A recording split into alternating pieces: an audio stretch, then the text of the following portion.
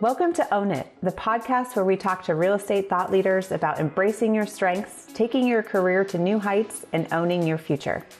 I'm Hillary Saunders, along with my analytical co-host, Spencer Kroll. No one has ever called me analytical before. But you are analytical, and so I'm super excited to bring on our guest, Logan Mohtashami, who is the lead analyst at Housing Wire, and I would say he has better hair than I do. Wow, I won that award today. That's good. I love that we got to spend a little bit of time together at the gathering, which was really cool. And I personally had so much fun with your presentations, with all the charts and all the explanations. And I just want to dive right in and find out what made you the quote unquote chart guy. You know, this was all a tragic accident. As is everything in real estate. I was a high school basketball coach, and I was going to teach history in the previous century. There was nothing about finance or anything. The very last year of my coaching, when they were offering me a job, they said, full-time teaching, $26,000 salary. And I lived in Irvine. And I was like, okay, I can't even rent a trash can with that. So my father, actually our family's been in banking since the late 1950s. Okay. My father owned his own mortgage company in 1987. So I got into the family business. Was a loan officer from 2003 all the way to 2020. In 2010, a financial website called Benzinga.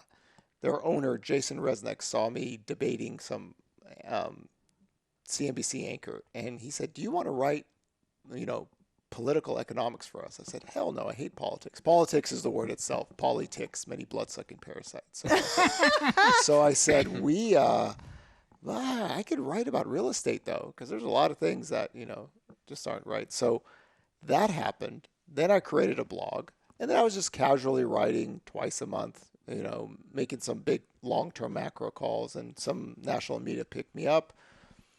Then the work got more and more. And then I realized, boy, there's a lot of crazy people talking about economics in America. And I said, okay, we're going to do it differently. By 2015, I said, we're going to talk about the economic cycle first, and then we're going to talk about housing economics, and we're going to create models and charts and everything so everyone could understand it, because that's how bad it was out there. Years go by, the work got more and more popular. Then Housing Wire asked me toward the end of 2019, do you want to write for us? And I was going to say no. And I said, I'm not really interested. But a lot of the mortgage people said, "Can you write for us? Can you write? We like your work." So a lot of people followed me on social media. I said, "Okay." Years 2020 to 2024 is like my baby. I've been waiting for this period for a very long time because the demographics were going to be better. Then COVID happened, and then I'm like, "Wow, okay, we have to find out. We have to write a COVID-19 recovery model for America." Housing Wire, I gave it to them. At first, they said, I don't think we could publish this. You're saying we're going to recover in 2020. I said, oh, yeah, this date, this. So I was like Dr. Frankenstein. There's no home price crashes.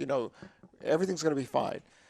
They published it. The model worked. We retired it on December 9th. And then the work started to get more popular because the crazy people came with the forbearance. Remember? Right. So oh, God. I created the term forbearance crash bros. It's a bunch of grifting men on YouTube sites saying forbearance, forbearance, forbearance. So then I was like, okay, we're going to show the proper model on why forbearance was not going to be a problem.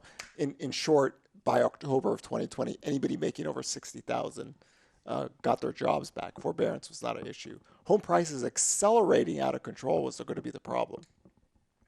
So all this has happened in this 5-year period of time for me where I've been waiting for. So everything kind of clicked, right? Like on schedule. And now I tour the country.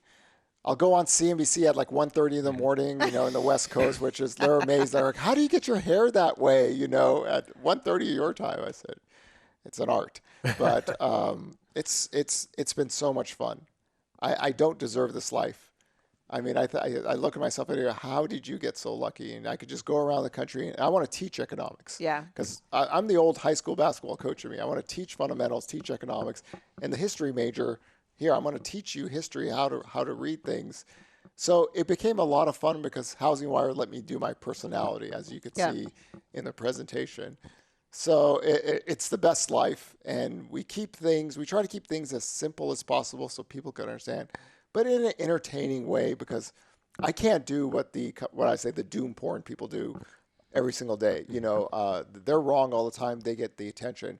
But we could counteract that with economic models that people could understand. I always say that everyone has an Uncle Dave in Thanksgiving that says housing's 2008.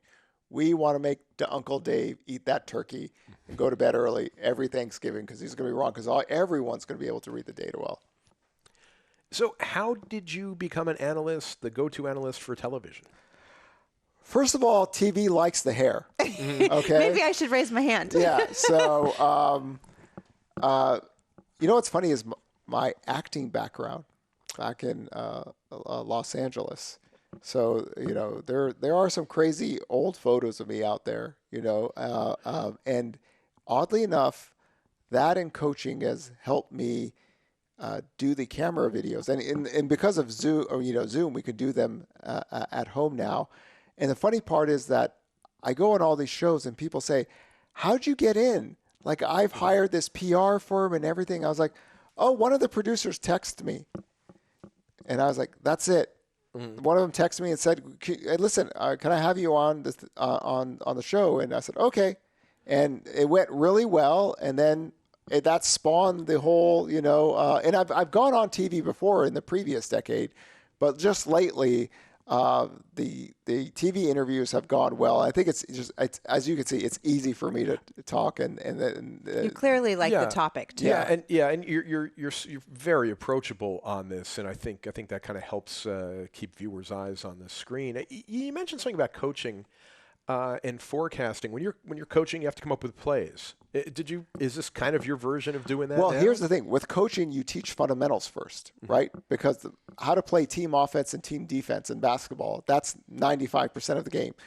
The plays are great, but that's only one play. And I used to draw up some really crazy plays out there, and a lot of times it worked. But the fundamentals, team offense and team defense, is what majority of the game is about. And if the kids don't know that, doesn't matter how many great plays you draw, they're going to lose the game, right? Sure. They have to play like a team, right? And this is kind of like economics. Economics, team, inventory, new listings, active listings, price cut percentages, mortgage rates, everything works together as a team. And then that's why you could explain things. And that's why the presentations are usually grand scale economic data. And it shows, okay, this team was bad back here, but this team is really good, and this team didn't do this. And, here, economics, this was a very bad period of time. This isn't. Okay, FICO scores look really good right now. Delinquency levels are really low. So this way, once people visually get to see it and everything, that's the coach in me telling the kids, hey, listen, this is how you play defense. This is how you play team offense. We got to do this, and you keep on doing it every single day in practice. And that's the kind of attitude I have when I talk about economics. It's like a coach. Practice, it's practice every single day until the kids get it. And then you get a new bunch of kids every single year, and I get new people following me and stuff. So it's fun that way. You mentioned something when we were sitting down, and you were talking about your presentation earlier today, and you said it was great to be with all the nerds on stage. You are known for taking complex things and making them easy, which I want to talk about in a bit. But do you nerd out as well? Like, do you enjoy just using the terminology that no one else understands? And I try to avoid that at all costs, which means I always have to let my personality talk about the economic data first, which I've realized makes me sound so different than my economist friends. So every place we tour in a new city, everybody's wowed because I explain things differently. And I try not to use the complex terms or language or equations or anything like that.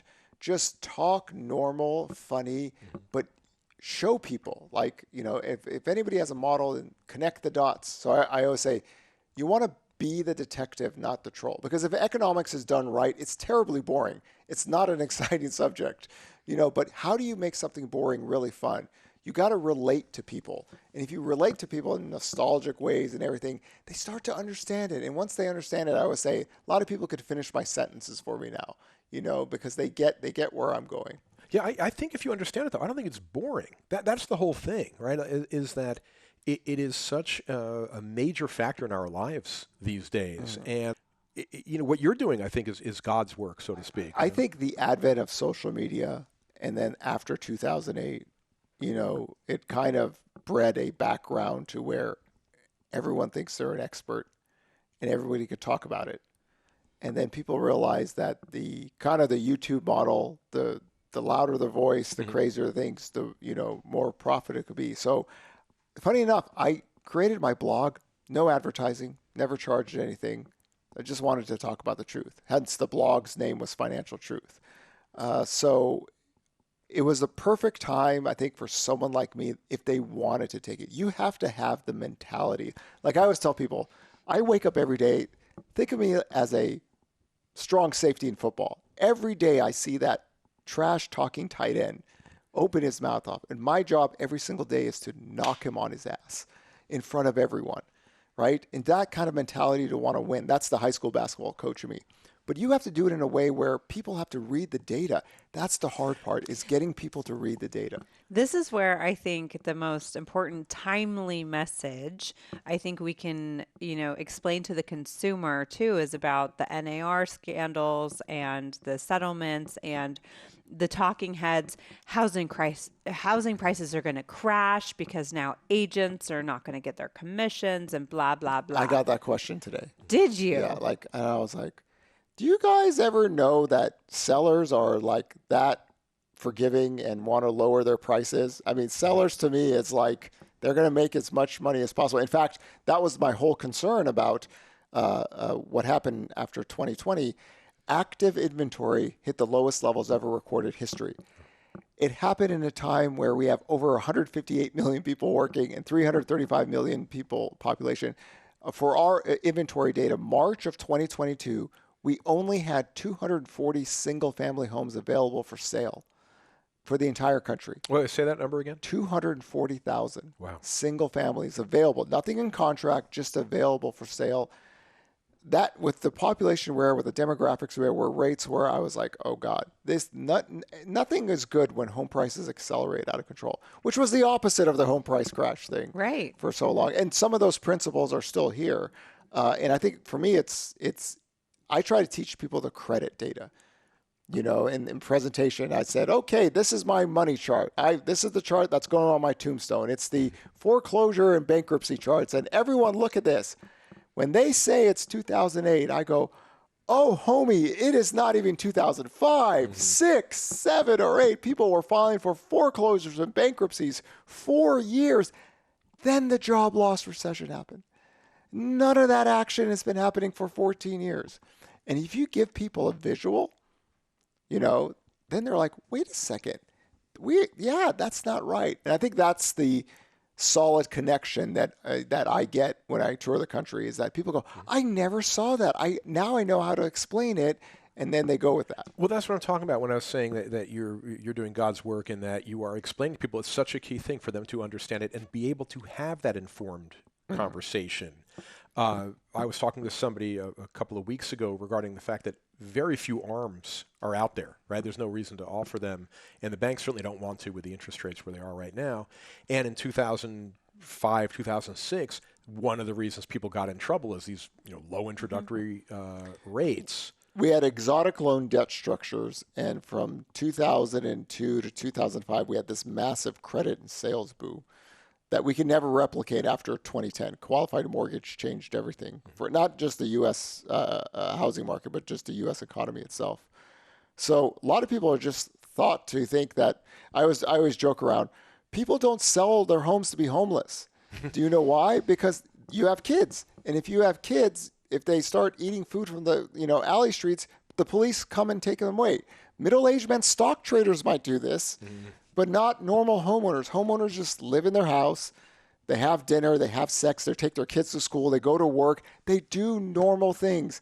These people are crazy. They think that everyone is an investor, right? So I've had so much fun for me is like dealing with the myths. Yes. Like the silver tsunami.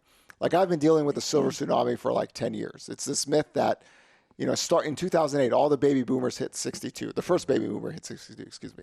And then by 2015 to 2025, we'd have 26 to 32 million homes in the market because the baby boomers couldn't sell their homes to millennials who couldn't buy avocado toast, and home prices have to crash by at least 50 to 60%. Inventory today, April, 2024, NAR data, 1.1 million. We are so far below the 5-decade average. Why? Because Americans buy homes to live in it. Yeah.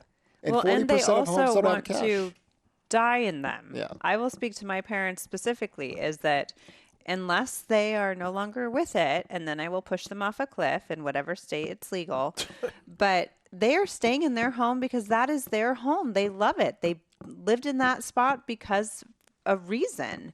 And so I think what people are not addressing or admitting is that the majority of older Americans are in the place they want to be. The age in place. Yeah. That's the thing. Yeah, and the other aspect too is again with the build up again 2005 through whatever, and you can correct me on the years, but people started looking at their homes as an investment instead of as a place to live and have stability. They were looking at it, I'm going to trade up every couple of years, I'm going to be able to sell it, or the number of people I knew that were saying, oh, I'm just going to do refis and pull out that money tax free and do whatever. That was very sophisticated model for most people that really shouldn't be doing that. It was the credit market that allowed that to continue. That's why I say that everything changed after 2010. And, in the presentation, we used the MBA's availability index that went from 400 to 900, and anybody could sell and buy a house, right? Most sellers are buyers, so the credit market allowed inventory to grow with home sales. It was total chaos. That all changed after 2010. And active inventory has been slowly moving lower for 10 years before 2020. And it just a little pickup in demand in 2020 took it to a level that we haven't seen. And it's been very hard to get back to 2019 levels, let alone 2007. A lot of people don't know this, but active inventory in 2007 was 4 million. That was before the job loss recession. Monthly supply in 2008 was 10.4 months. It's 3.2 months now. What's a normal market in your mind? A normal market is between 2 to 2.5 million active listings, right? 4 to 6 months supply. That to me is a normal market. So here, and the thing is, homeowners are doing great, right?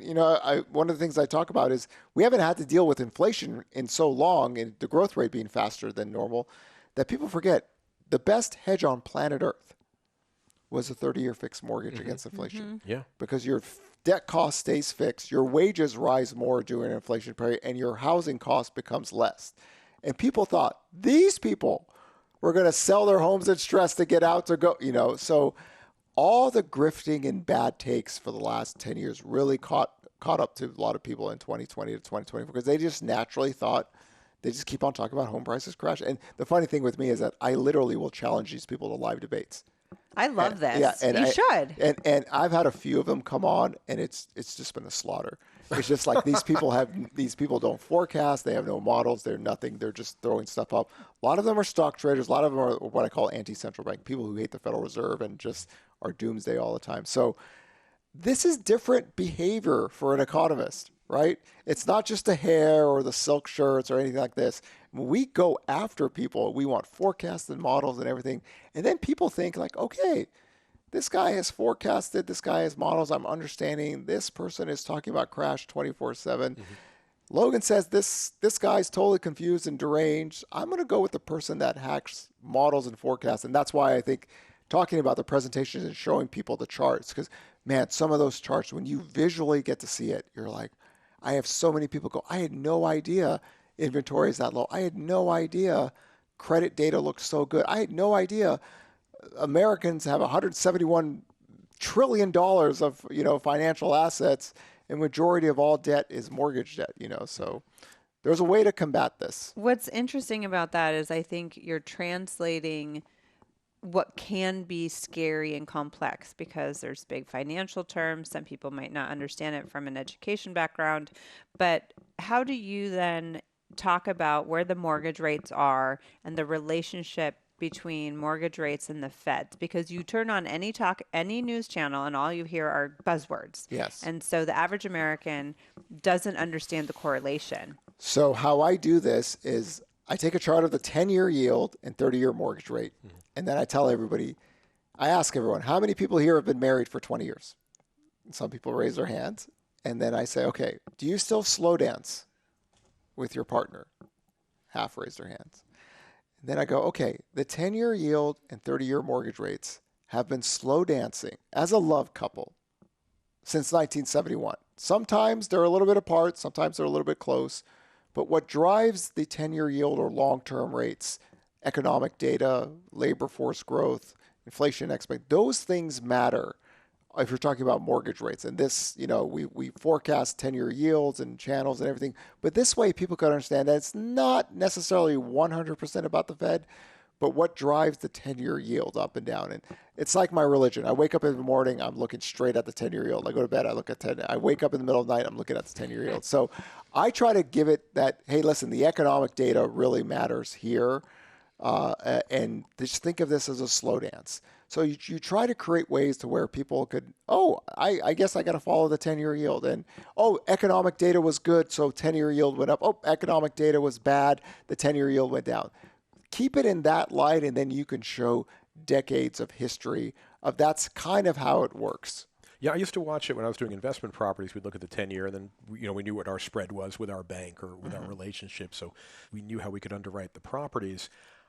With homeowners, though, I know I have friends where their plan was, I'm just going to keep refining, or I'm going to do that, and they had this plan, and now they can't, right? Because the interest rates have gone up. What's your take on that, or what do you think? What lesson? My thing is that American homeowners on paper are probably the best financial class of human beings ever. Like I always say, maybe Cleopatra in her prime had more wealth than the United States of America adjusting to inflation, but homeowners, their FICO score. So one way I relate to people, I bring out this FICO score chart. And I go, God, this is the sexiest thing I've seen ever. You know what I do at 8 o'clock at night? I pour some cognac, I put some music on, and I look at this chart. It's so beautiful. This is why the world hates us. Homeowners are doing great. Their FICO scores are above historical trends. Why? They all have 30-year fixed mortgages, and their wages go up every year. And that gives them more disposable income. And everyone hates us for it because other countries don't have like a 30-year fixed mortgage like we do. And I say Canada, people in Canada right now are trying to get 90-year more loan modifications. 90 years to save their house. Their homes, their mortgage payments in some cases doubled from $4,000 to $8,000, $5,000 to $10,000. We don't have that because we have a very boring 30-year fix, which is perfect. So I believe the homeowners are just in really, really good shape. And they are the last group of people on planet Earth I'll ever worry about. Renters, on the other hand, different story. But homeowners have enjoyed this very, very long economic expansion with their wages rising more now during inflation and very low housing costs. So they are as good. And also, over 40% of homes in America don't even have a mortgage.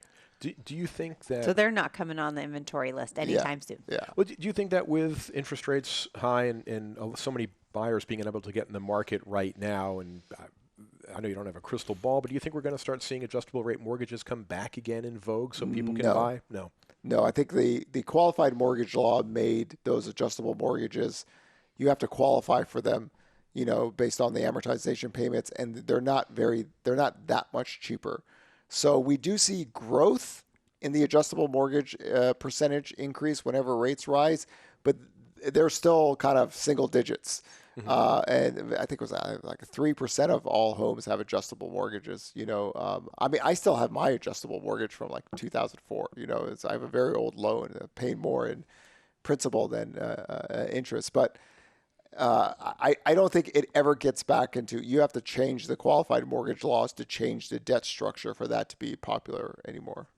So how do we talk to millennials or people who are wanting to buy, but they don't have, equity to tap into, or they are paying money in rent? Like, how can we educate them to do the right thing to get into the housing market? So my line has always been the same. Housing is the cost of shelter to your own capacity to own the debt. It's not an investment. It's a shelter cost. So this is your rent. Okay. This is your home payment, total house payment. Okay. There are numbers here that you go to bed with and you wake up every single morning. Nothing's going to change.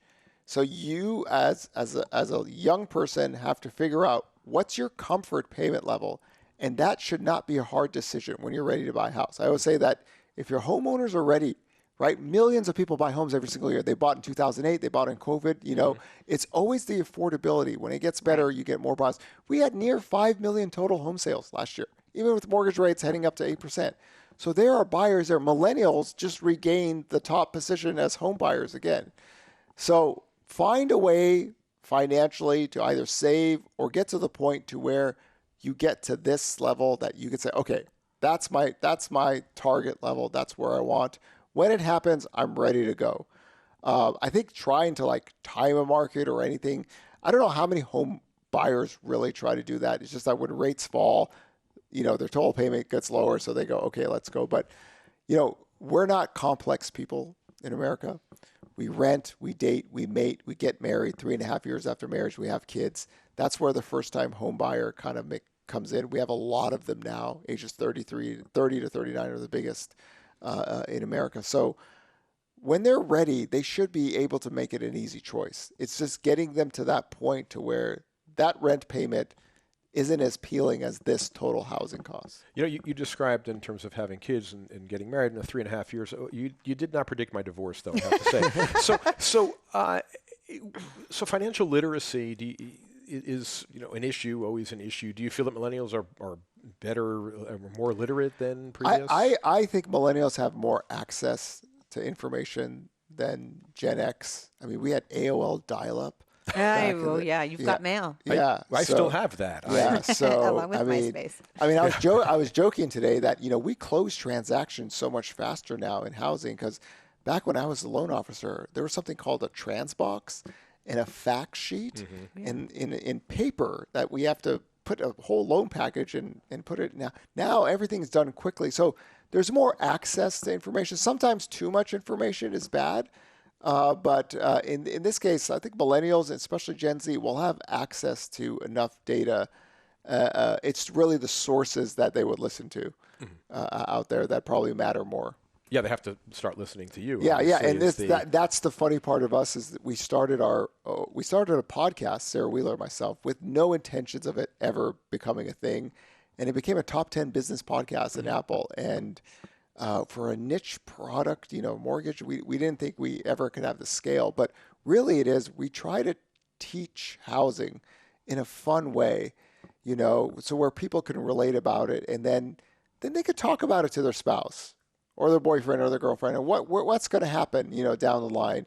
And hopefully what we try to do is just keep the conversation as real as possible, as funny as possible, but also teach people like what really matters with housing. Because I'm sitting here and looking at Homeowners America. I'm like, my God, everyone hates us. These people are doing so good, and you don't want to see the envy of renters. You want to see the information to get them into that area, because now with qualified mortgage, everyone's legit. Everyone's legit. What's interesting is that I think we were talking not too long ago, Spencer, along with that kind of the silver tsuami that didn't show up was also the institutional investors are gobbling up all the properties. My God, it was like 1% or something. That's been one of my things for the last few years. And the funny thing was, I'd been fighting this for many, many years because people said, "Oh, housing can never crash because the institutional buyers were so big." I was like, so I show this line. I said, okay, from 2011 to 2017, if I take all the institutional buyers together, pension funds, everything, they bought 200,000 homes out of 34 million.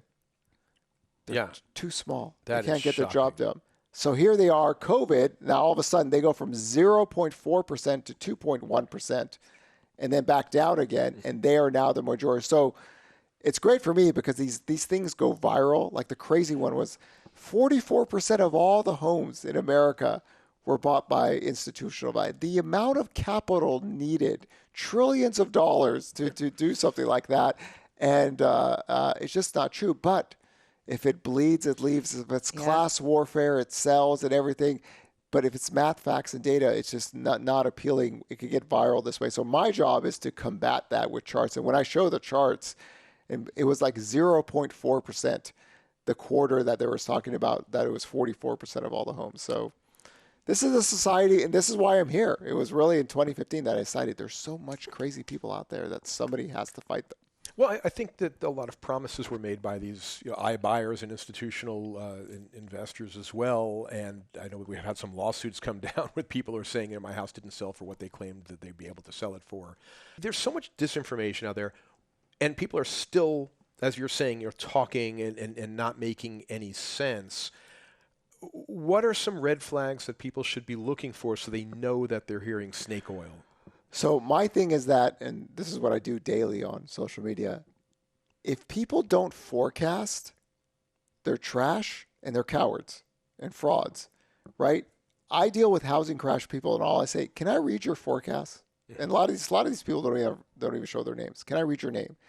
If somebody does not actually forecast or have a model for at least 5 to 10 years, you have to be very skeptical of somebody saying they're a housing expert. It's like me saying, I'm the best chef in the world. Logan, do you ever cook? Hell no. Then how would you know? I just make it up. So in this case, follow people that have like a historical precedent in terms of talking about economics or talking about housing, and see what they've said in the past. Be careful of like flashy headlines or anything like that. I always say, let someone tell you what their models are. Of course, that's a very geeky way of saying it. But if somebody forecasts and has a history, then let the history speak for itself. And what I've dealt with is that most people don't forecast. They just make stuff up. I look at their charts and I go, oh my God, nobody believes this. Even they can't believe it. So follow people that have a very good historical background of talking about these things in a normal way and in the correct way. In this way, at least you live in some kind of sane world where there's some kind of historical evidence that they know what they're talking about, instead of being kind of the 24/7 kind of doom porn place. How can agents who are starting to learn and understand through your ability to explain it, how can they take that information and then take it to the end client, the buyer, the seller, and educate them? So this is where the charts come in. Every conference I've gone to, after I do the presentation, people go, can I have those charts? I understand them. I could talk about them.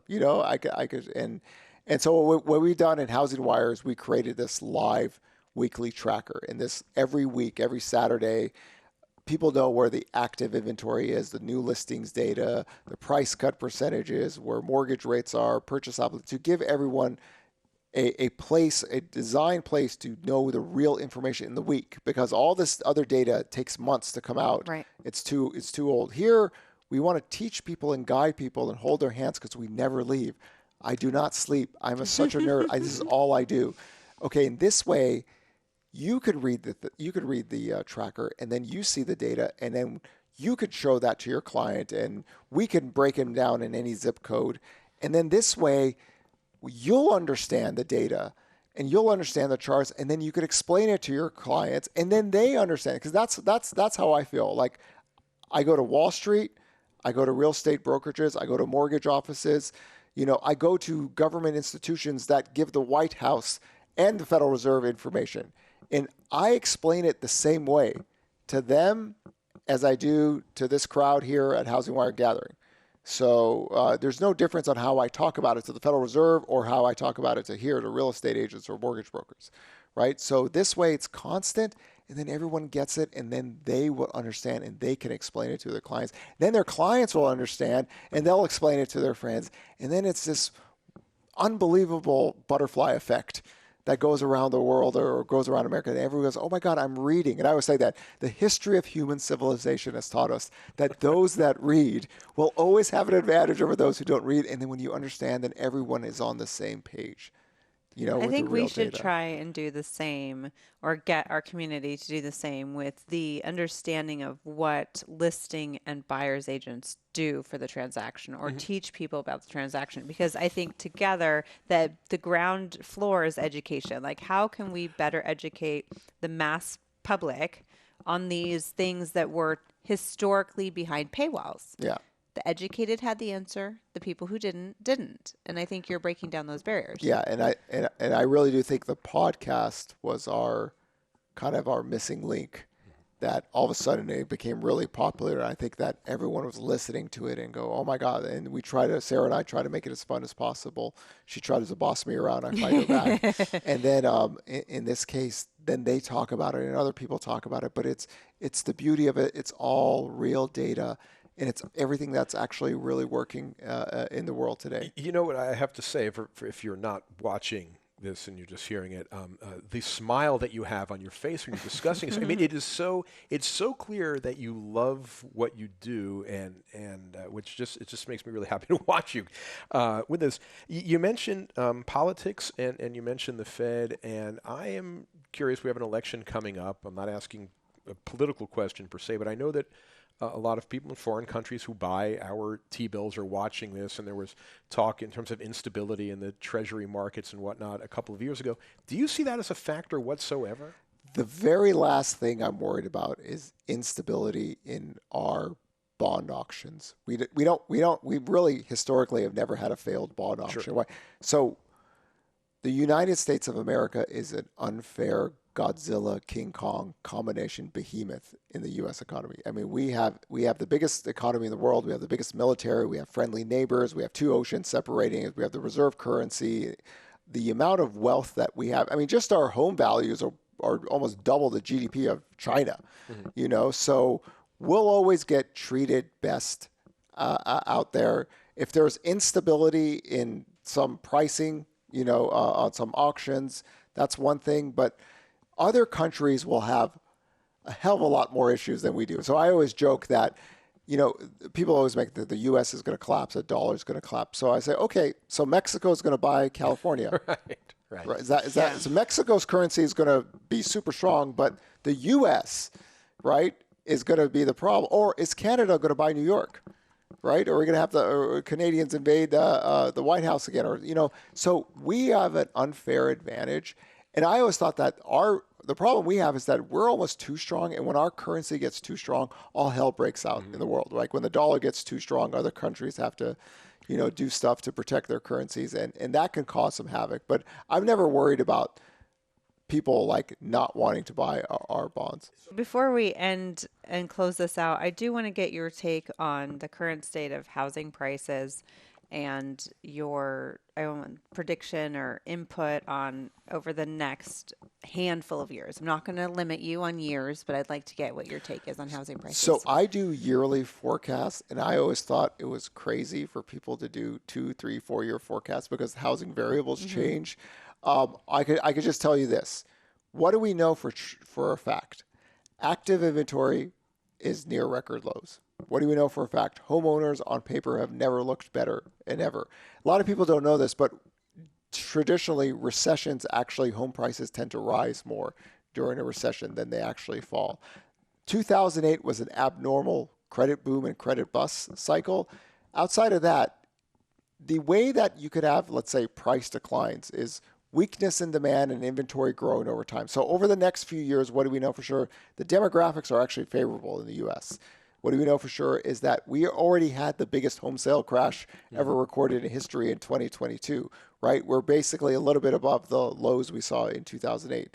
So in that context, something has to happen to where inventory really starts to increase and rates stay high. Because once rates fall, even 1%, even going from 8 to 7 or 7.5 to 6.5, the variables change and demand picks up. So until you see a noticeable change in the supply and demand equilibrium that we track weekly, like I always say that it's an unfair advantage, the data we have now, because we track it weekly. And by the time the Case-Shiller Index or the existing homes, we're already months ahead of everybody. So we always try to teach people, we're going to look 30 to 90 days out. And this is why, toward the end of 2022, we're talking about the home prices aren't crashing anymore, So it's going to take 6 months for everybody to realize this in 2023. And it happened. So that's how we teach it. We want people to focus on the weekly data, but over the long run, at least the next few years, the core basis of our demographics are set. The core basis of our inventory low is set. It's really that supply and demand equilibrium and where rates go. Lower rates, beneficial for housing, home prices tend to go stronger. That higher rates does not necessarily mean prices go down, but the price growth will slow down, right? And if you want price declines, we need weakness in demand, inventory to increase, more supply. And we're talking about home prices accelerating out of control for about those 2 years in 2020 and 2021. Now the price growth is getting a little bit more to where they'd be normal. That's where I'm hoping it stays for some while. And I'm hoping we actually get more inventory because when rates fall, right, we don't want that hungry hippo game, right? That's what I always say. That's too many hippos chasing too few balls, or in housing, I said we had too many people chasing too few homes. That's what we work with on a weekly and yearly basis. And some of those things are constant for the next few years in terms of demographics and homeowners' financials looking good. I love it. And thank you so much for decoding and demystifying and making economics super fun. Logan, I want to share where everybody else can find your podcast as well. Yes, Housing Wire Daily. You can find that on Apple and Spotify. And then Housing Wire has a YouTube channel. The Housing Wire Daily YouTube channels will have them.